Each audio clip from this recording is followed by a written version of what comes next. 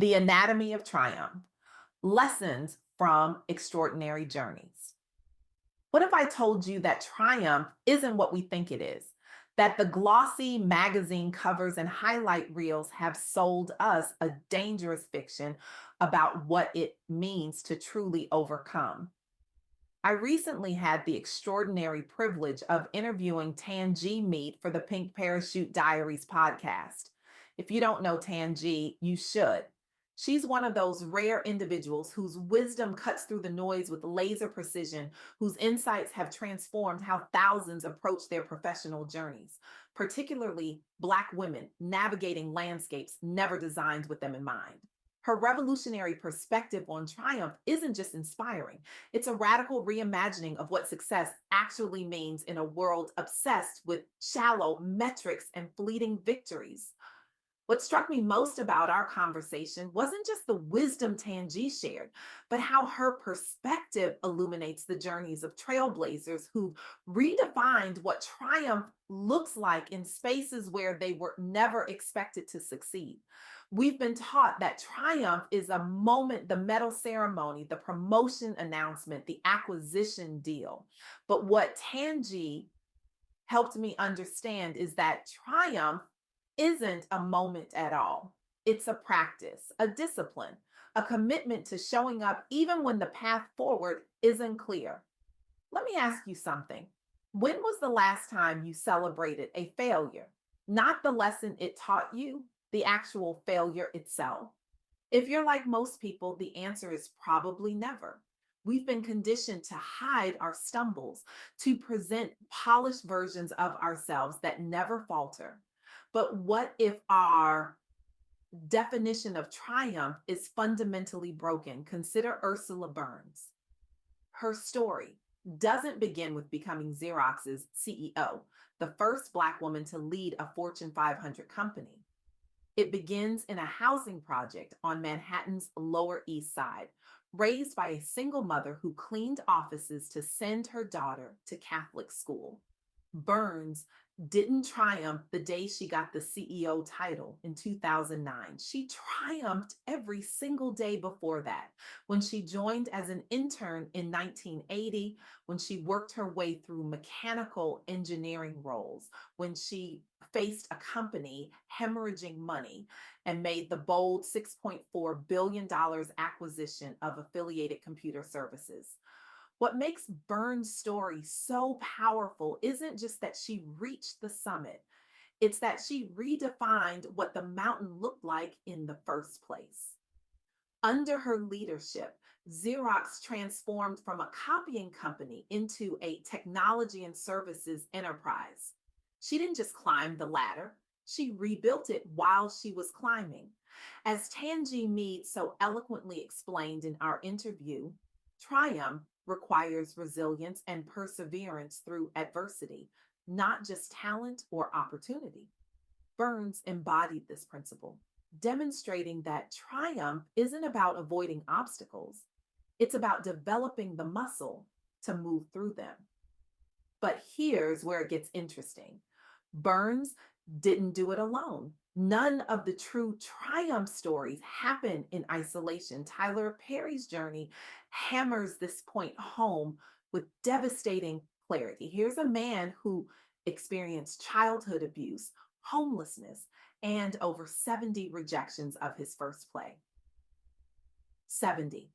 Let that sink in for a moment. Most of us would have given up after rejection number 5, maybe 10 if we're particularly stubborn. But 70, that's not persistence. That's something altogether different. That's a relationship with rejection that most of us can't even fathom. What kept Perry going wasn't just individual determination, though he certainly had that in spades. It was his connection to community. He built direct relationships with his audience, particularly within the Black community. He created stories that reflected experiences rarely seen on mainstream stages or screens.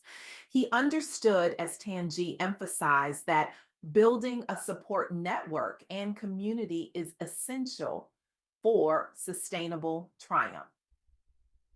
When Perry finally found success with his play, I Know I've Been Changed in 1998, it wasn't just his personal victory, it was a triumph for everyone who saw themselves in his stories, who had been waiting for representation that honored their experiences.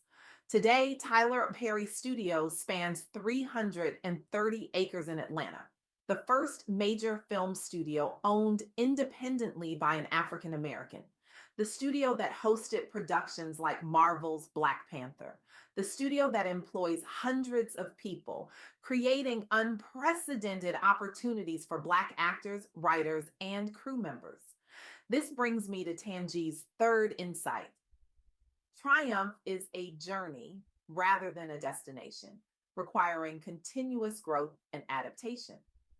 No one embodies this principle more powerfully than Stacey Abrams.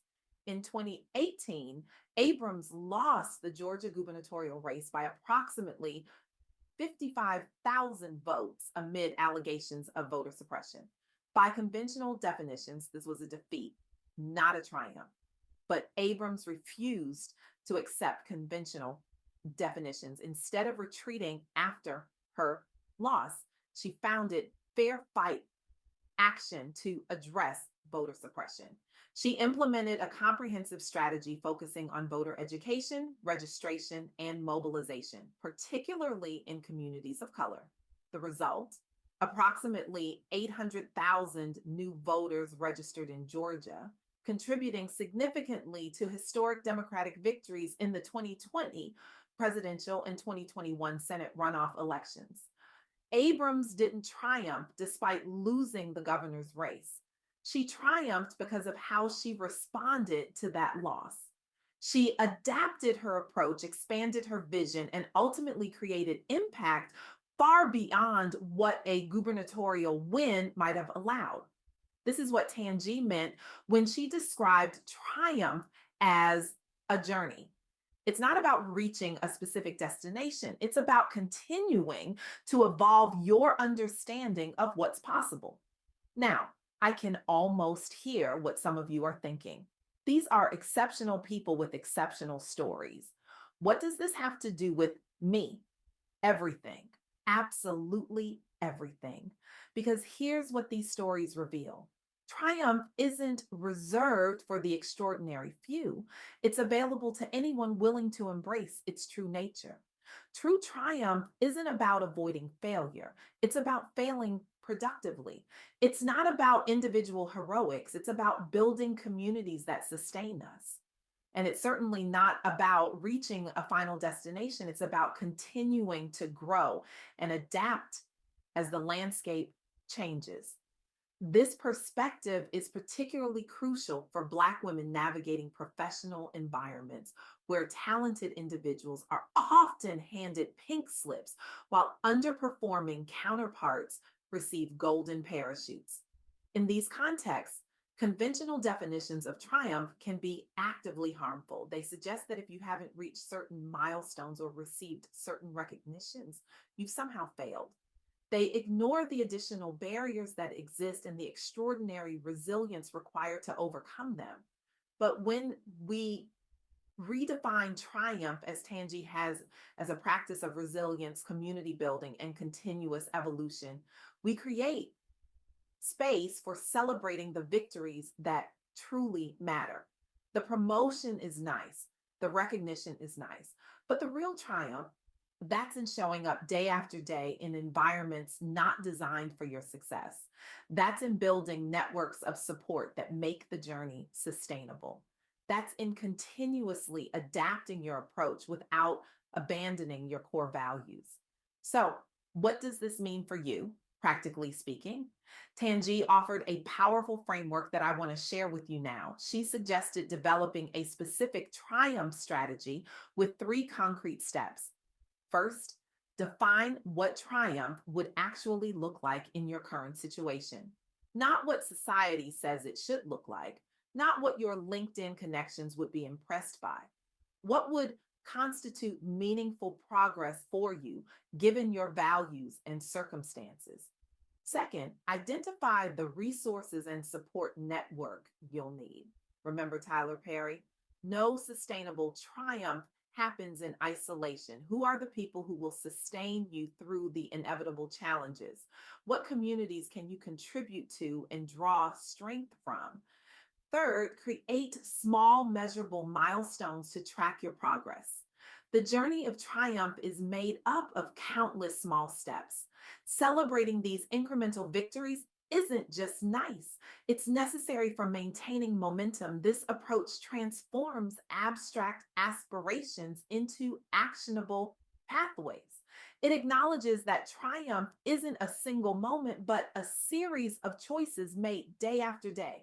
The stories of Burns, Perry, and Abrams aren't just inspiring anecdotes, they're blueprints for possibility. They show us that triumph isn't about perfection, it's about progression. It's not about avoiding darkness, it's about creating light within it. I want to challenge you today, challenge you to rewrite your relationship with triumph, to stop waiting for the moment when everything falls into place, when the struggle ends, when the recognition comes. That moment may never arrive.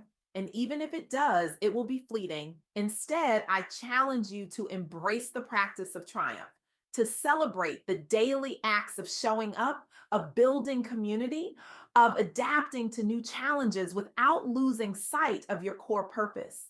I challenge you to redefine what counts as victory, to recognize that sometimes the most profound triumphs happen in moments no one else sees. When you choose courage over comfort, authenticity over approval, growth over safety. And most importantly, I challenge you to share your triumph practice with others, because when we illuminate our own paths, we help others find theirs. When we redefine triumph for ourselves, we expand what's possible for everyone around us. The world doesn't need more people striving for picture perfect success.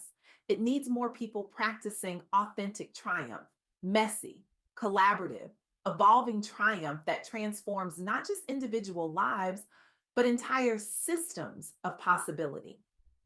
So tonight, I want you to ask yourself, what would change if I embraced this definition of triumph?